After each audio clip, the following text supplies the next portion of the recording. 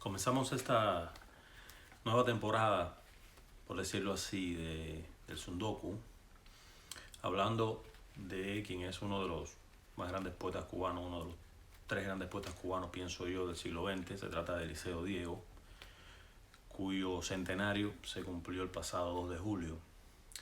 Yo creo que es importante hablar un poco de quien ha sido una influencia importante en varios escritores cubanos. No creo tanto que sea una gran influencia hoy para los más jóvenes escritores cubanos, pero sí creo que fue un escritor cuya poesía ejerció mucha influencia hace tiempo, ¿no? ¿Verdad?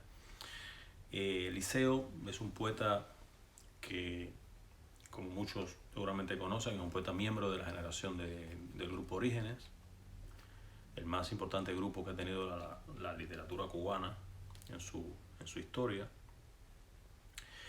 Y creo que es bueno apuntar algunas cosas sobre Eliseo, ¿no?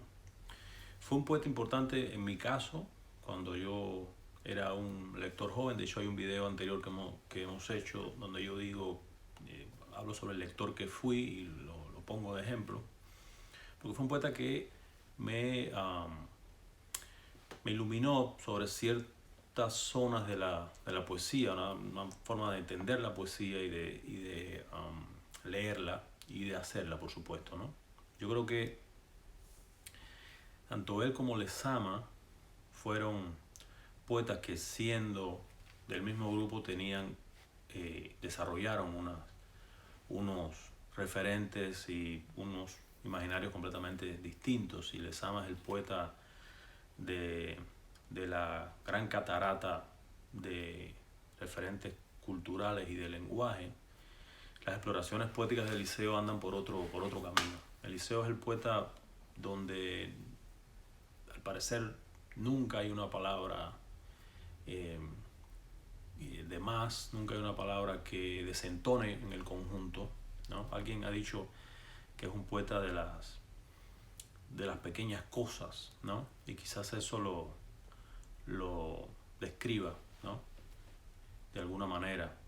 Lezama en algún momento habló, a propósito de su obra narrativa, habló de que era un escritor de gran ligereza, ¿no? Lo decía en un tono elogioso, desde luego, ¿no? Y quizás por ahí vaya, en términos de lenguaje, de imaginario, la obra de Eliseo. Una obra que abrió un camino de alguna manera nuevo para la poesía cubana. Creo que ahí bebió mucha gente, incluso muchos de los miembros de los movimientos coloquialistas posterior bebieron mucho de ahí, ¿no? Y es curioso porque la poesía de Eliseo surge en el momento que las vanguardias están en pleno apogeo, y sin embargo no es Eliseo un poeta para nada vanguardista, es un poeta que se inscribe en otra tradición.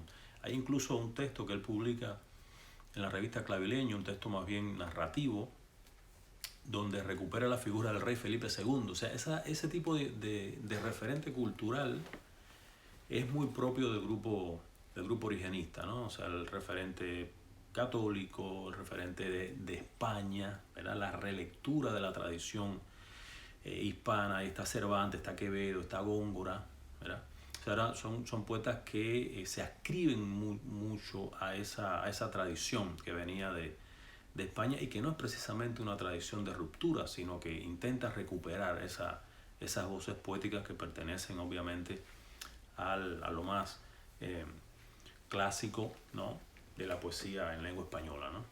Pero de manera que yo creo que Eliseo abrió ese sendero de cierta claridad, de cierta necesidad de comunicación. Y con esto digo, no es que por ejemplo, el caso de Lezama o de Lorenzo no les interesara comunicar. Yo creo que en esencia todo poeta quiere comunicar, pero hay distintas formas de hacerlo. Y yo creo que Eliseo tomó un desvío, un camino diferente, ¿no? Y sus referentes son de otra naturaleza. Eliseo es el poeta no solamente las pequeñas cosas, sino el poeta de los lugares, ¿no? O sea, yo creo que la gran transformación que ejerce la poesía de Eliseo está justamente en eso, en nuestra relación con los espacios, con los lugares que frecuentamos, pero que convertimos en lugares extraños a partir de la mirada del poeta, ¿no? Su gran libro de poesía, el primero de su libro de poesía, Por la calzada de Jesús del Monte, o sea, un lugar que evidentemente él frecuenta, ¿no? Desde niño, desde joven, lo convierte en un lugar extraño, ¿no? A partir de esa mirada, ¿no? De esa extrañeza del lenguaje de la poesía, cuando él dice en un poema, no solamente, bueno, la luz levanta otras paredes o columnas con el polvo, ¿no? Sino, por ejemplo, cuando dice el vecino que vive a dos adustas puertas más allá, ¿no? O sea, esos espacios que pertenecen al mundo de lo cotidiano se vuelven extraños, ¿no? Incluso para el lector, por esa mirada del poeta. Yo creo que era un escritor, además, muy completo, escritor que también su obra narrativa es notable, muy permeada, muy bañada por lo lírico, y esos vasos comunicantes que van de la poesía a la narrativa, él los articulaba de muy buena manera, ¿no? Y es reconocible la voz del poeta Eliseo en su narrativa. De hecho, su primer libro, En las oscuras manos del olvido, es un libro de prosa poética. Yo recuerdo que hubo un cuento de Eliseo que yo, fue posiblemente el primero que leí de él y nunca lo olvidé, que es aquel cuento breve que se llama The Jacks, ¿no? Que es la historia de un pirata que está presto a dar órdenes y de pronto se introduce en la narración la mano de un niño que ha ido a la tienda a comprarlo, y nos damos cuenta que el pirata no es más que un juguete que ha sido comprado por un niño y se incorpora al mundo de la infancia, ¿no? De este niño, de este particular mundo de la imaginación, ¿no? A partir de ese acto, de ese gesto, ¿no? Entonces yo creo que también el imaginario de Eliseo, si una parte del grupo Orígenes exploró más la cultura francesa, en el caso por ejemplo de Cintio Vitier, que tiene traducciones de Rimbaud, y podría decirse que es Francia el gran interés de Cintio literariamente hablando. En Eliseo era la cultura inglesa. De hecho tiene muy notables traducciones de poesía y también de narrativa, porque constantemente, por ejemplo, el universo Lewis Carroll y de Alicia en el País de las Maravillas, pues siempre estaba gravitando, ¿no? Alrededor de la obra de Eliseo como un referente importante, ¿no? De hecho, hay una mirada ingenua, inocente, ¿no? En la obra de Eliseo, en muchas partes de la obra de Eliseo, que es deudora de ese mundo, de ese universo de Lewis Carroll, ¿no? Era un gran lector de Virginia Woolf también, de manera que ahí está también uno de sus grandes referentes culturales en la literatura inglesa, ¿no? Sí, entonces, ahora yo creo que la transformación que ejerce la poesía de Eliseo en la literatura cubana es justamente esa, la transformación, como apuntaba un poco al principio, la transformación del ojo, el ojo del poeta, el ojo que mira, ¿no? El ojo que desarticula lo conocido para volverlo extraño. Entonces, hay otro también elemento interesante en su poesía, por ejemplo, el entorno familiar, ¿no? La familia está siempre presente en la poesía de Eliseo, desde el mismo primer libro de poesía, En la calzada de Jesús del Monte, está el abuelo, está la abuela que tapa los espejos porque la muerte presume, está el padre que es el único en cuya voz la palabra república, ¿verdad?, podía ser escuchada, ¿no? Más tarde, ya en su hora de madurez, están los hijos todo el tiempo dedicándole poemas y mencionándoles en sus obras, ¿no? Los hijos todo el tiempo. Y también es un fenómeno que luego con todo lo que vino después, ¿no? Se va desarticulando, ¿no? Se va haciendo más nebuloso, ¿verdad? Ese entorno de la familia, de las viejas mansiones, el referente cultural español también, ¿no?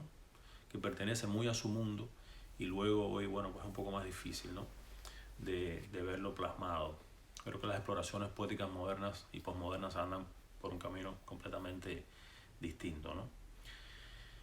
Hay otra cosa, y es que, bueno, como les pasó a muchos de estos escritores tras 1959 y la llegada al poder de Fidel Castro, fueron escritores que tuvieron que hacer determinadas transacciones con el poder. Yo no creo que Eliseo haya sido el poeta que más se permeó de esa retórica de lo que vino luego de 1959, pero por ahí quizás hay un poema dedicado a Che Guevara, hay un poema también que abunda en esa interpretación nueva de la historia, ¿no? Que es una pequeña historia de Cuba, algo así.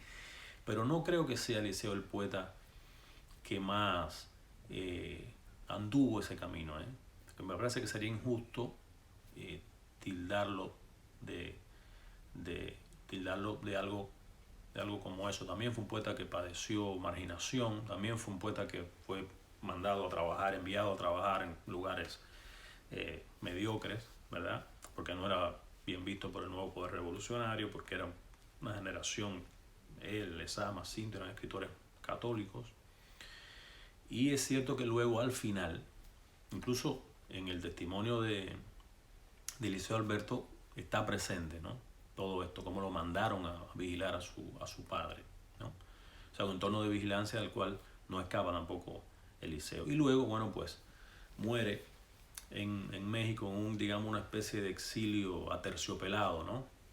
Ya muy mayor, y allí muere, por suerte, luego de haber obtenido un reconocimiento internacional bastante importante con el premio Juan Rulfo. Uno de los primeros premios Juan Rulfo que se concedieron. Después el nombre de ese premio cambió, pero ahí está ese video donde es aplaudido por grandes escritores mexicanos como José Arriola, ¿no? y muchos otros que están ahí presentes mientras Eliseo lee sus poemas memorables, ¿no? Pues nada, un recordatorio breve hasta donde podemos hacerlo, ¿verdad? Algunos de sus libros que están acá, que me siguen acompañando, esta edición cubana de su obra poética y también sus cuentos, ¿no? Tengo otra edición de la Ediciones Unión y de Letras Cubanas también, ¿no? Sí, que me siguen acompañando acá. Un impulso, si se quiere, para volver a la obra del gran Eliseo Diego. Muchísimas gracias.